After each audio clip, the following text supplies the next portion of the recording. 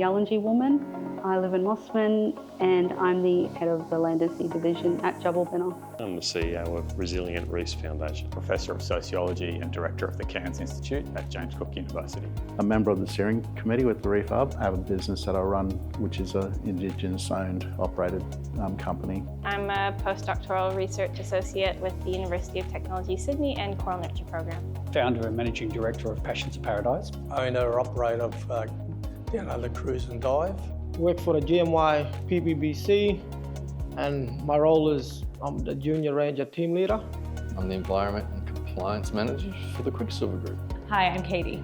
And I'm Abby. And we're the coordinators of the Cairns-Port Douglas Reef Hub. The Reef Hub is a local network. We connect organisations to build skills, share knowledge and collaborate on science. The Reef Hub is special in that it's really the glue that pulls everyone together that's out there monitoring, working every day to support the reef and do what we can in the face of increasing disturbances that are year on year causing significant changes to the ecosystem.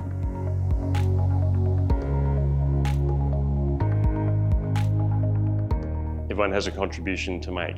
If we sit back and leave the big programs to be able to manage it, then we'll miss out on the resources that are in our community.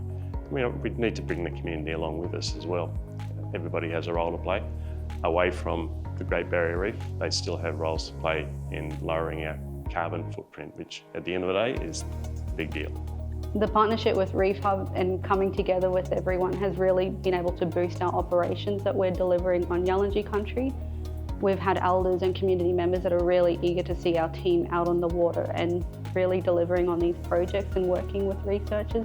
So this has been an opportunity to make those connections and those partnerships and get out there and be supported to and empowered to deliver those activities as well. You know, one of the things I'm always saying is that this region is really special to me, but I stress that it doesn't make it better. And I think it's important for people that when they are closer to the reef, that they're provided with opportunities to care and to care in practice.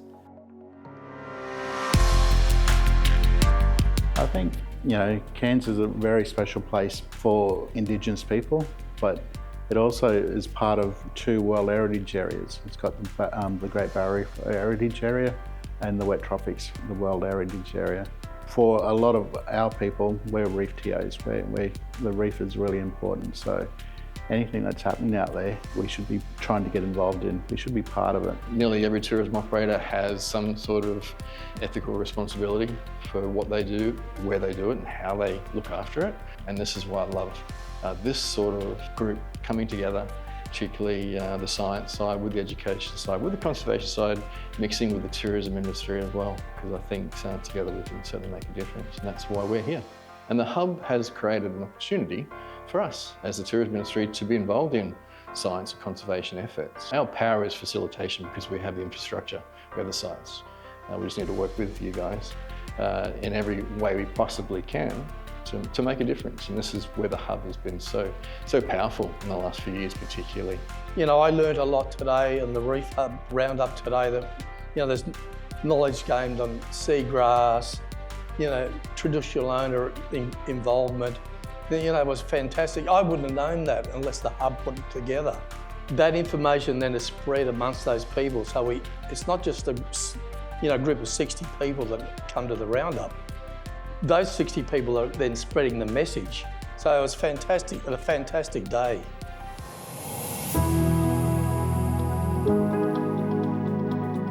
So on behalf of Milo Ventures, we directly go out and deal with the COTS outbreaks up in the far northern region and everywhere from Princess Charlotte Bay north of that all the way up to the Torres Straits, which is pretty directly involved with the environment. And with White Wackide, we actually go out and we train hopefully the new generation of Indigenous divers up to hopefully go steward their own land and sea, which would be awesome.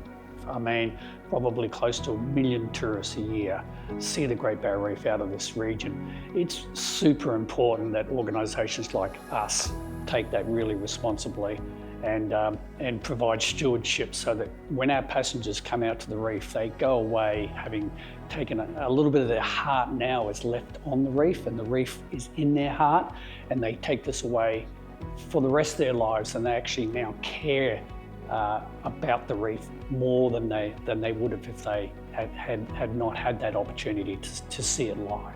With Reef Hub, you know, connecting us with reef recruits and yeah, the spawning school, yeah. So coral from a different perspective, you know. So like how coral works, how coral grow, you know, like, you know, what corals like, what corals, you know, don't like. So I think it was a big thing talking with other ranger groups and getting them together, you know, putting all us in one group and yeah, just learning all together. So I think that's what it's all about, just bringing other ranger groups together and yeah, learning together.